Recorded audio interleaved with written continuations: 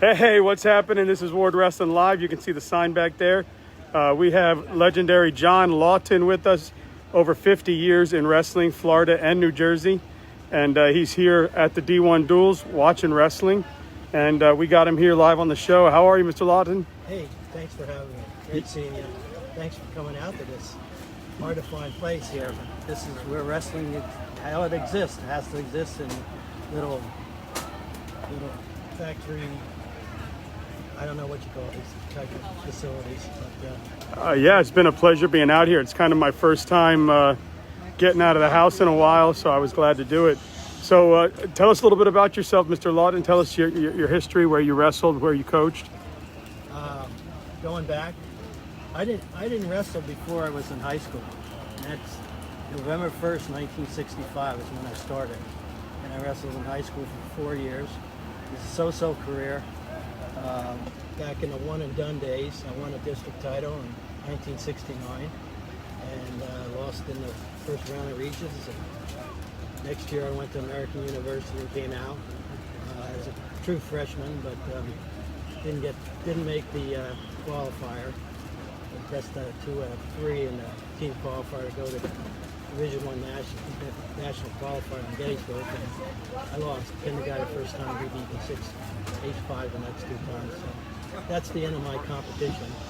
But then I went into coaching at my alma mater. My alma mater is North Hunterdon, and they had a midget program that started after I graduated from high school. And I guess that was 74, 75. And I coached there. And then the school split, so I went with the new school, Voorhees, and ironically, one of the wrestlers I had, Dan Moody, who became a state champion in that year as a 60 pounder and then a high school state champion in 83. He's also, I heard, he's nominated for the Hall of Fame this year, so it'd be cool for both to get in. Yeah, that would be awesome. So long time coaching, now you've been nominated, but tell us a little bit about what wrestling does for young men and women, and what it's meant for you in your life. Well, actually, my father wrestled in 1938, and he was very small. He wasn't very good either. Well, maybe not. The guy he couldn't beat ended up being a state champ, so on the same team.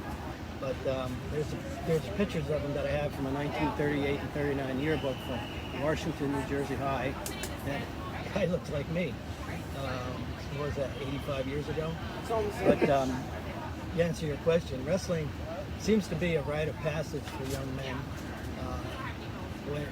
When I was in high school, probably we had 150 men in my class, and probably 80 of them went out for wrestling at one time or another in high school. That's amazing. That doesn't happen today. Of course, there wasn't as many sport options, but and we didn't have separate wrestling rooms. And I went from November 1st to like January 20th before I had my first wrestling match. Wow. One of the things I love today is, we have some of these tournaments, whether it's in September. Some of these kids are going to wrestle more times today than I wrestled my whole freshman year in high school. So that's one of the ways that wrestling has changed for the good. There's more participation, more competition, more opportunities, and it's good for guys and gals now to get out and wrestle, compete, do some great exercises, takes them off the streets, gets them, keeps them out of trouble, gives them some purpose in going to school for some of them, and it's amazing the way the sport has changed physically and technically.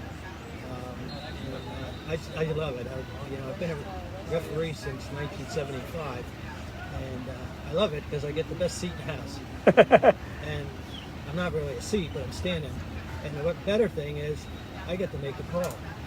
Nice. One big thing, you've been around wrestling over 50 years. What do you think about the growth of women's wrestling? It looks like young ladies are the next generation coming up are tough, and it's grown to a level where it's the #1 growing sport in our country. How good is that for the sport of wrestling? Well, it's something that the sport needs. I remember around the late 1980s, we were having a kids qualifier at North Hunterdon, and they were down in the kids' room. We had 2 gyms with the action in it. There was this person wrestling, and everybody would stop and watch. And then I realized, oh, it's a female. And she was like 7 to 10 years old. I forget how, maybe 9 or 10. And she beat all the guys. Wow. And a couple of years later, she became second in the world. Her name is Vicky Zuma. Wow. In 1995, she was second, won a silver medal before there was an official, I don't even know if it's official world championship, before the Olympic Games. And early in the 90s, I was supposed to do a bout. I was looking forward to it, where it would have been the first girls wrestling match of 2 girls wrestling each other on co-ed teams. But the one girl didn't show up. Oh, man. But and then when they finally had girls in Fargo, I was supposed to do the first bout, and the problem was that the bout I had before that, this guy had a bloody nose or something and went longer. So I had the second bout. But the most outstanding thing about it was the girl threw, one of the girls threw the other one, and I threw a 5. I mean, there was a lot You of, loved it. not a lot of respect for the talent of some of the females back then, which is unfortunate. And I was, it wasn't a 5 that Jared Frye or Joe Hennis would throw, but it met all the criteria. The girl went over the other girl's shoulders, ended in danger. That's 5 points. Might not have been pretty, but it met the criteria. And it was important that I make a call like that. It says, these girls can throw others for 5. And that was like, I don't know whether it was 99 or 2000, but that started off girls wrestling in the largest wrestling tournament in the United States in Fargo. So Wow. It was good. What's your favorite style to referee? Freestyle. I like the rules. I like the fact that they have to score. I don't know why in college we have a 3-minute first period, because too often I'm watching and it's like nothing happens. It's too much feeling each other out. I remember in 1994 I went to the NCAA Nationals, and it was the last one that was on network TV, because in that finals there was 42 minutes of wrestling before there was a takedown. Wow. And in the whole 10 championship bouts, there was not a single near fall, and only one wrestler, Kerry McCoy, who was heavyweight, and he shot for half Nelson to turn the guy, and then he gets one for stalling. Anyway, that was the last NCAA wrestling was on network TV and Wide World of Sports, and people were complaining that year that it was cut back from 2 hours to 1 hour in broadcast on the Wide World of Sports Channel 7. And frankly, if there's more than 8 minutes of wrestling contact in that entire 10 finals, I'd be surprised. Wow. So what brought you out to the D1 duels today? Well, I live across the lake in East Lake here. I'm involved with USA Wrestling, and happy to see that Mark Prince has signed up, the D1 Wrestling Academy as a USA Wrestling Charter Club. So that's good, and it's important because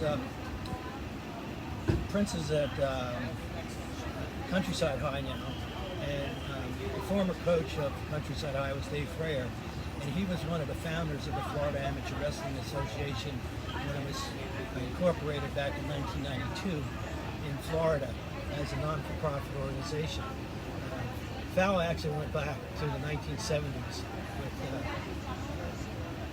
Jones, was one of the early past presidents, and Ira Fleckman, Bob Walker, and Gary Townsend.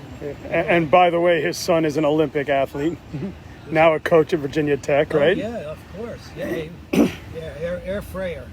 Air Frayer was called. Of course, before him there was Air Fleckman.